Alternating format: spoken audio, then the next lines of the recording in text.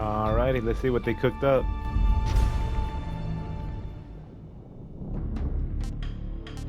Oh, they still have Snake versus Monkey. I wasn't even good at it, but I'm glad they brought it back. Whoa. I did play all the way to 4. I didn't play no Peace Walker or 5. I haven't even played 5 yet. Yeah. Whoa. Yeah, normal.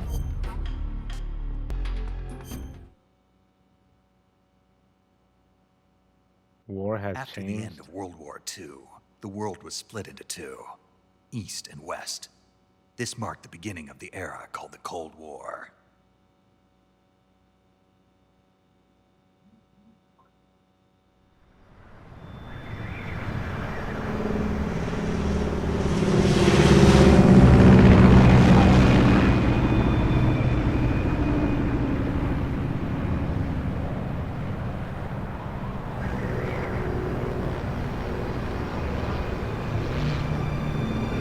They still have Snake's original voice acting? Why wouldn't they, right?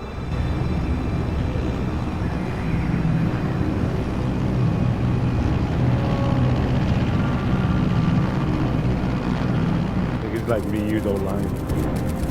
Flying over Pakistan, altitude 30,000 feet. Approaching Soviet airspace. 20 minutes to drop off. Commencing internal depressurization. Equipment check. Arm main parachute.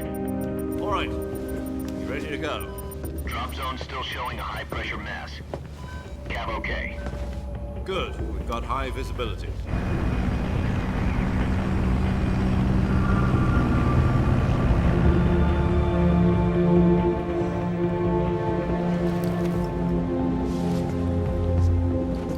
Put out that cigar.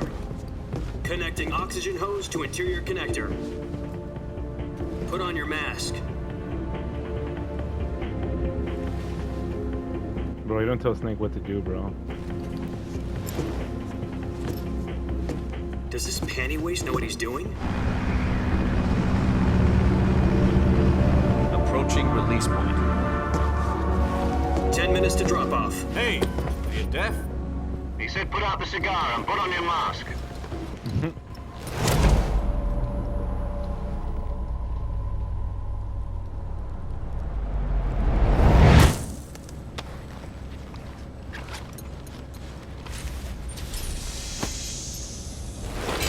Depressurization complete.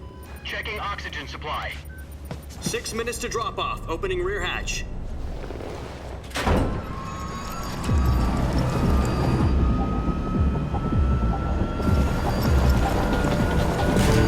Sunrise.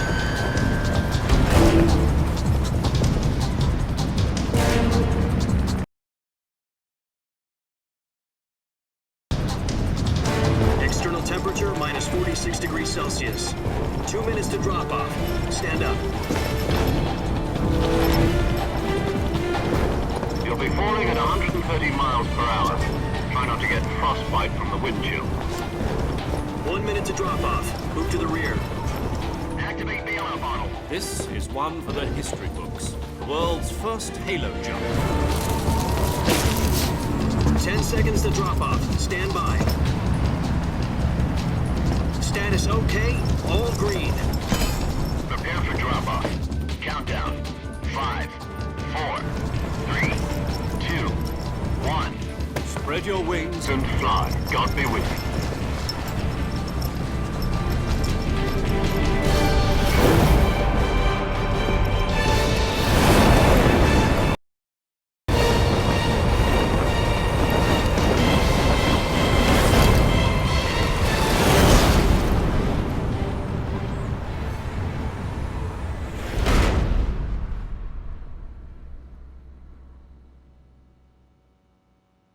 Jack, I've got some important news. The head of the CIA has finally given us the green light for the Virtuous mission. Virtual mission? No, the Virtuous mission. The future of our Fox unit depends on it. If it Virtuous. succeeds, we'll be officially organized into a unit. Virtuous mission? Sounds like some kind of initiation ritual. You know, don't get cocky. This isn't a training op. Right. So what exactly is this wonderful mission? Well, about 2 years ago, a certain Soviet scientist requested asylum in the West through one of our moles. His name is Nikolai Stepanovich Sokolov. He's head of the OKB 754 Design Bureau, one of the Soviets' top-secret weapon research facilities, and the East's foremost expert on weapons development. Sokolov? Isn't he that famous rocket scientist? The very same. On April the 12th, 1961, the Soviets achieved the first manned spaceflight in history. The Earth was blue, but there was no God. Well spoken. The rocket that carried Yuri Gagarin to orbit was the A-1, known as the Vostok rocket. Didn't that guy Sokolov die is in said that to be the shit? man most responsible for the multi-engine cluster used in that rocket. I'm probably wrong. After Gagarin's flight, Sokolov left rocket development to become the head of the newly established Design Bureau. From a lowly technician to head of a design bureau, that's quite a success story. So why do you want to defect? It seems he'd become afraid of his own creations. Afraid? Call it a crisis of conscience. And for that, he left his country and his family behind and went over the fence? Not exactly. One of his conditions was that his family was also to be taken safely to the West. We used a mole to get the family out first and succeeded in sneaking Sokolov over the Berlin Wall shortly afterwards. I was the one who conducted the operation. The security on the eastern side was still full of holes back then. Then what? We got Sokolov over in one piece, but the whole ordeal had left him exhausted, and we checked him into a hospital in West Berlin. It took him 2 weeks and more than 600 miles to get from the research facility in the Soviet Union to Berlin. He was in no condition to say anything coherent. And it was only a week later that we had something much bigger on our hands. The Cuban Missile Crisis. October the 16th, 1962, President Kennedy received word that the Soviets were in the process of deploying intermediate-range ballistic missiles in Cuba. He demanded that the Soviets dismantle and remove the missiles. The same announced a naval blockade to prevent further missile shipments from reaching Cuba. But the Soviets didn't back down, instead placing their armed forces on secondary alert. Soviet transport ships carrying missiles continued on course towards Cuba. US and Soviet forces went on alert for an all-out nuclear war. Frantic negotiations were conducted through the UN's Emergency Security Council and unofficial channels to end the hair-trigger standoff. Finally, on October the 28th, the Soviet Union agreed to remove its missiles from Cuba, and so the world avoided a nuclear holocaust. But in order to get the Soviets to pull their missiles out, we had to make a deal. You mean the one where the US agreed to remove its IRBMs from Turkey? No. The Jupiter IRBMs deployed in Turkey were obsolete, and we were going to get rid of them anyway. They had no strategic value whatsoever to either the US or the Russians. The Turkey deal was a ruse, a cover story that was fed to the other intelligence agencies around the world. So what did the Russians really want? Sokolov. They wanted us to return Sokolov. You mean the Soviets pulled out of Cuba just to get their hands on Sokolov? That's right. That's crazy. What the hell was he working on? At the time, we had no idea. We were running out of time. It was either give up Sokolov or risk full-scale nuclear war. In the end, we had no choice. President Kennedy gave in to Khrushchev's demand. The next day, I got Sokolov out of the hospital, handing him over to agents on the eastern side. Sokolov kept on screaming, "Save me," until he disappeared from my sight. Then a month ago, we received some new information from one of our moles. About Sokolov? Yes. He was taken back to the research facility and forced to continue working on the weapon in question under KGB supervision. What's more, it's on the verge of completion. So what kind of weapon is it? Something to do with space rockets? No, missiles. Same technology. I guess you're right. We don't know the details, but it appears to be a new kind of nuclear device. For half a year now, the Soviets have been conducting frequent nuclear tests at Semipalatinsk. Something to do with the weapon, I assume. We're talking about a secret weapon so big that Khrushchev was ready to pull out of Cuba to get it back. Is Sokolov still in the facility? No, according to our intelligence, he's in Selino-Yask, a place in the mountains about 3 miles to the west that's known as the Virgin Cliffs. That's random as hell. The Virgin Cliffs. Nice name for a virtuous mission. They moved him there just recently. Why? Apparently, they're conducting a field test of the weapon, but it's our best chance to get him back. This mission would never have been possible if he was still in the research facility. This is our last chance. Sokolov must have known that too when he contacted us.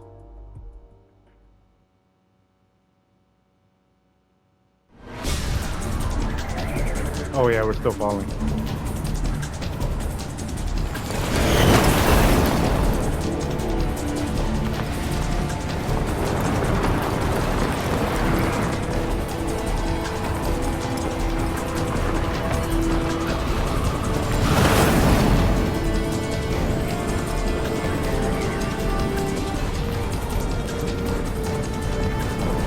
Listen up, Jack. Your mission is to infiltrate Selino-Yask in the Soviet mountains, ensure the safety of Sokolov, and bring him back to the west. I don't want to press that yet. I want to see what happens. Wait, I think I could have seen kind of my eyesight there. I feel dumb. We'll be facing a major crisis. The clock is ticking.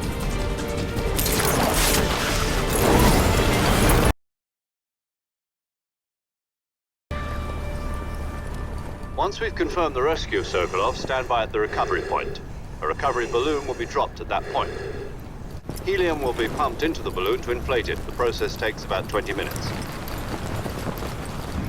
Once it's complete, the gunship's arm will latch onto the balloon and pull it up. The Fulton surface-to-air recovery system. I'm familiar with the theory. Take it easy. It's been combat proven. Do you think Sokolov is up to it? The shock will be less than during a parachute jump, and the arm can handle up to 500 pounds. So you're planning on going over the border in a single combat Talon? She's equipped with 2 6-barrel 20mm Vulcan cannons, as well as 2 40mm machine guns. Sounds like she could hold her own against a battalion of tanks. Even with the fuel in the reserve tank, we're facing a 4-hour time limit. If all goes well, it shouldn't take more than a few hours. Home in time for dinner. But if anything goes wrong, you'll be eating dinner, breakfast, and all the rest of your meals in the jungle. What's that head shake for? Yeah, he's gonna have to eat in the fucking forest. What was that for?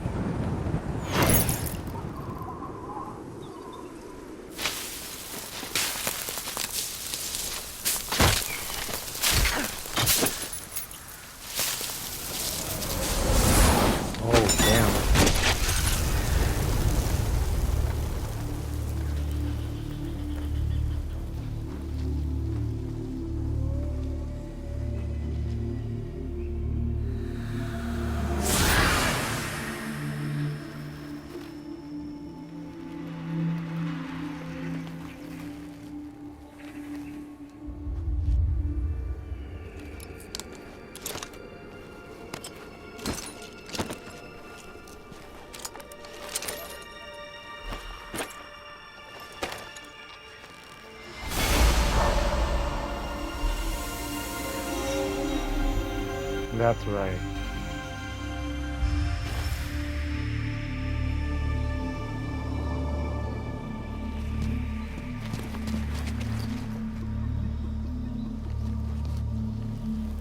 I remember in Metal Gear Solid 3, you could change all kinds of attire though.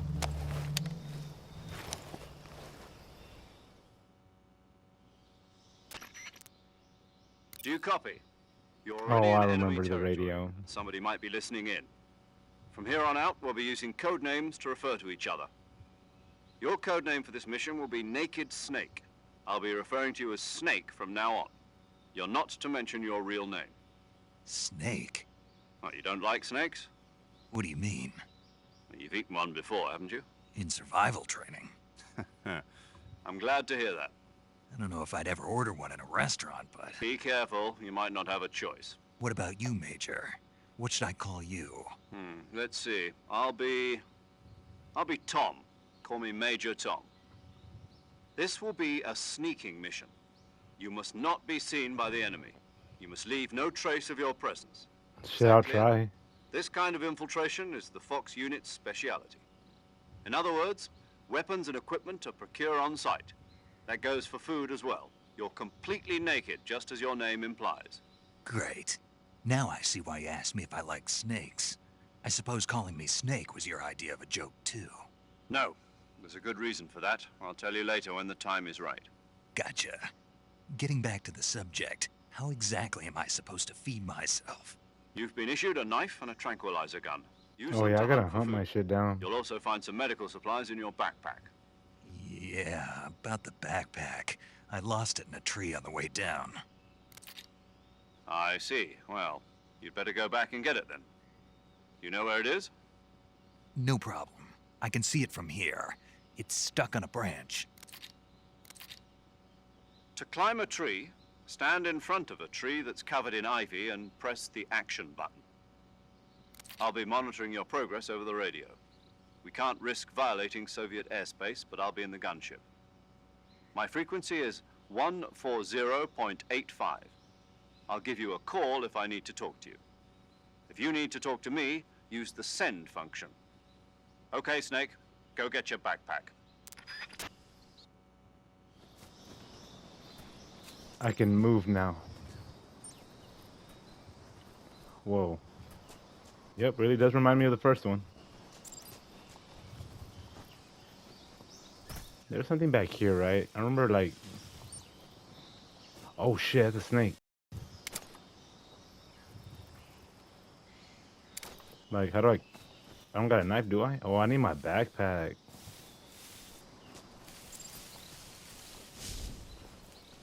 Okay, that's how you crawl. I ain't gonna lie, hold up. I prefer triangle on that button.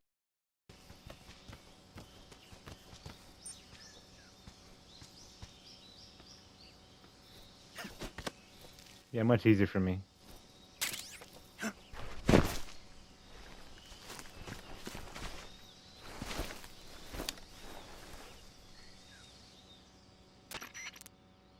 I see you've retrieved your backpack, Snake. To equip a weapon, it's necessary to take it out of your backpack. In the survival viewer, choose Weapon from the backpack. Your available weapons will be displayed in a list on the screen. From that list, choose the weapon you want to equip and press the Enter button. For other equipped items, just do the same thing from Item. Got it. Use the survival viewer backpack. Yep, that's right. Survival is fundamental to this mission. After you've been out in the field for a while, your stamina will start to drop. If your stamina gets too low, it'll affect your performance. You won't be able to shoot accurately, for example, and your wounds won't heal as smoothly. Keep an eye on your stamina so you don't run out. To recover lost stamina, you can hunt for local flora and fauna. You can use either your tranquilizer gun or your knife to hunt. My only weapon is a Mark 22 Hush Puppy tranquilizer gun? That's right. It's been fitted with its own suppressor. However, the suppressor will deteriorate every time you fire. Once its durability reaches 0, the noise suppression effect will be gone. So don't get too trigger happy with it. The suppressor's durability is shown in the icon. Any weapons and equipment beyond what you're carrying now, you'll have to find as you go. I have to find my own weapons and equipment? Whose crazy idea was this anyway? Solo covert actions are standard Fox operating procedure. You can't leave any traces of your presence. No weapons, equipment, footprints, sweat, or bodily waste. The same goes for bullets and cartridges, too. Your presence in enemy territory is already a violation of international conventions of warfare. There aren't supposed to be any American soldiers in Russia. It could spark an international incident. You can't let anyone see you. You can't let the enemy know you're there. This is a stealth mission. You're a ghost, Snake, in every sense of the word. And there'll be no rescue if you're captured. The military and U.S. government will deny any involvement in the affair. Then That sounds about right. Take care of myself, huh? I'm afraid so. You've been given a fake death pill for that purpose. Damn. SAS guidelines stipulate that soldiers on covert ops like this one be issued a potassium cyanide capsule. Tape it to your body so you can take it when you need to. How generous of you. Use it if you're taken prisoner by the enemy. It'll send you into a state of false death for a short time. Fooling them into thinking that I'm really dead. So how do I come back to Wait a life? minute. I feel like that Just comes in take the handy later revival on. pill. You mean that thing they put in my tooth? Forgot before the where, mission? but it will come in handy That's somewhere. the one. But be careful. If you remain in a state of false death for too long, nothing will be able to bring you back. I'll keep it in mind. You said this was a solo mission, right? Right. I guess that means I can't count on any reinforcements. Correct. The mission rests entirely in your hands. A real one-man army. Relax. There's a support team ready to back you up over the radio. Who? I'll introduce them to you. This time, survival is of utmost importance. The first member of the support team will be in charge of monitoring your physical condition, acting as a medic, so to speak, as well as recording your mission data.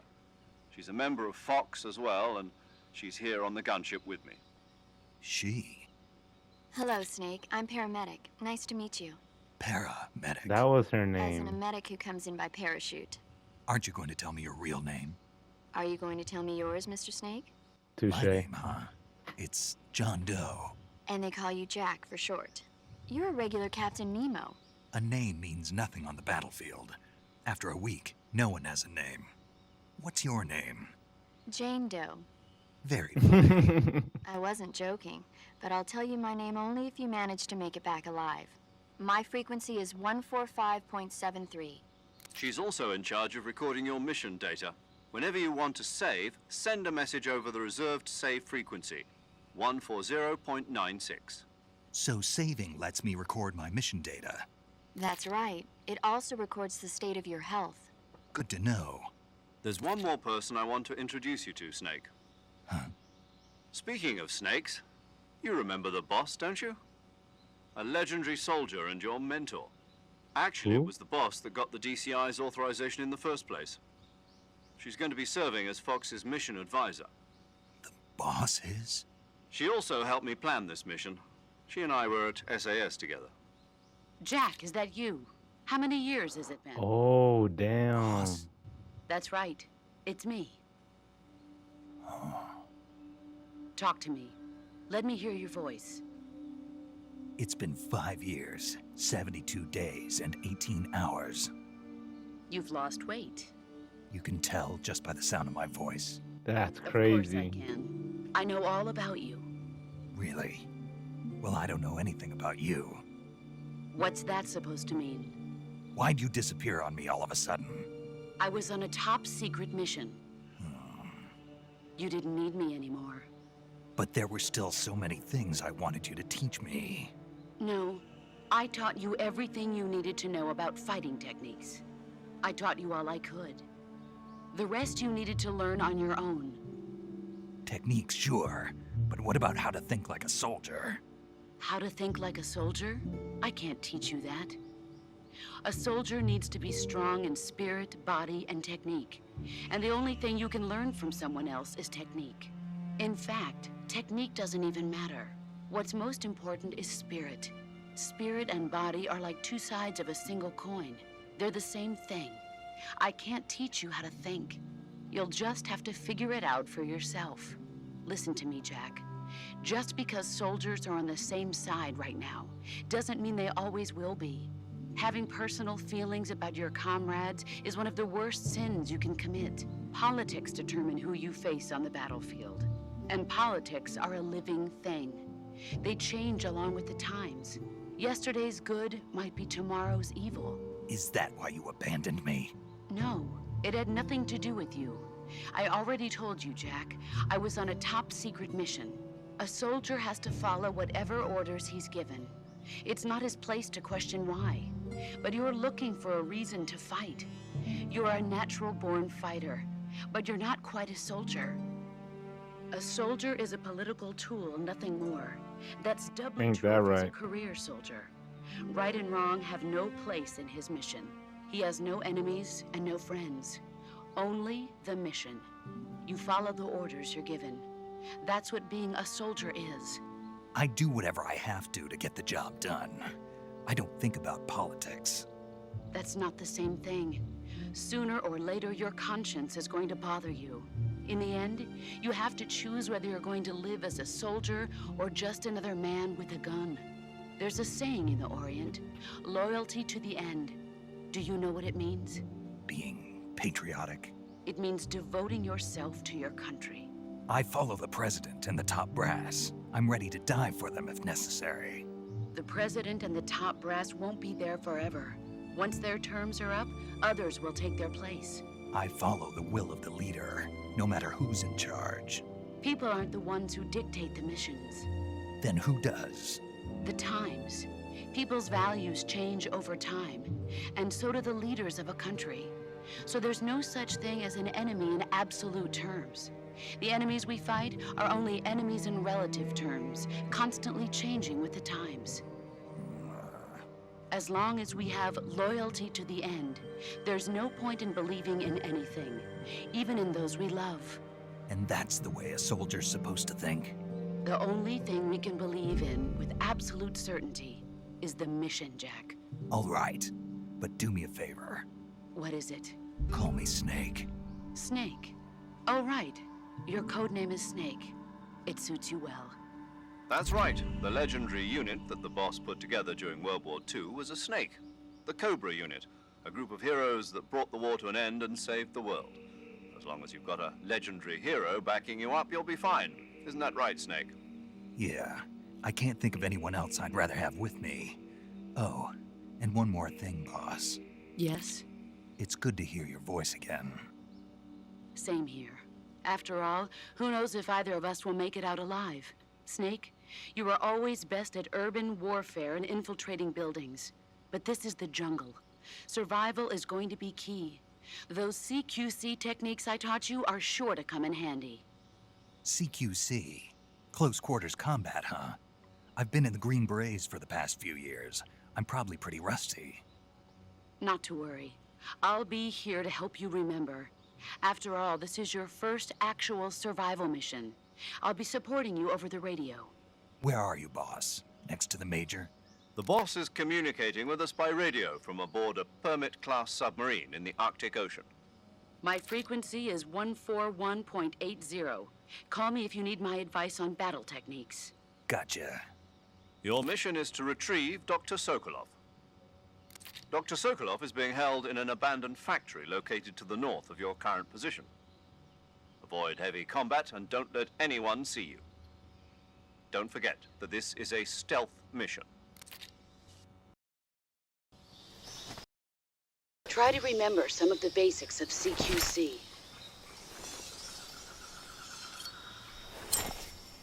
Not gonna lie, when I remember playing this game, half the time I would sneak through some missions, and half the time it's a straight shootout. Commencing virtuous mission now. I'm gonna try to keep the shootouts at a minimal. Yeah, I remember those 3-hit combo he would do. Wait, let me kill the snake. Hold on.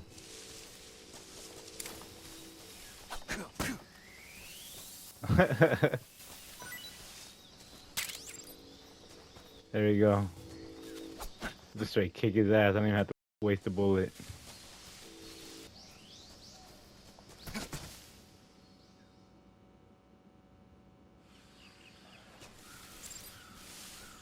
Use the radio? Oh. Hold on, how do you save?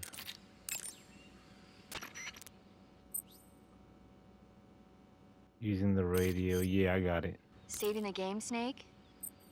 Yes.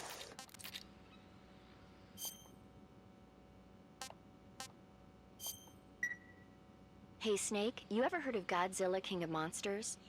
No, what is it? It's a movie. I love that they keep some of the stories from the old game. I love that. It's about this monster called Godzilla, who grows to an enormous size in a nuclear test and goes on a rampage in Tokyo. Nuclear test, huh? Then the Marshall Islands must be crawling with giant monsters right about now.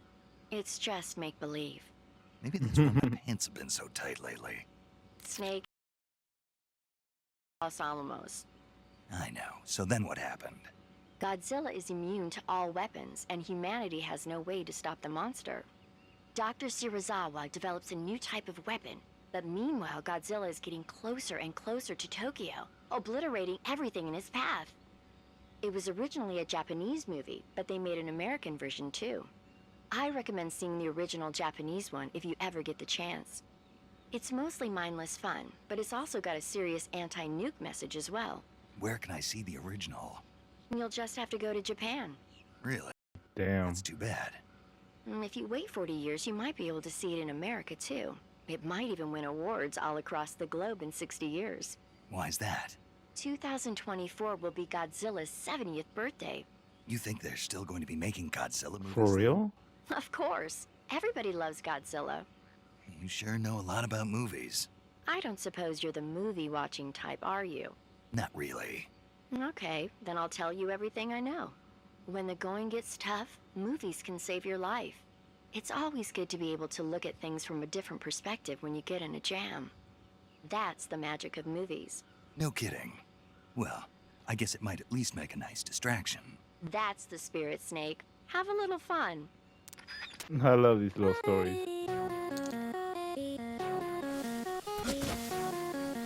Let's kick some ass.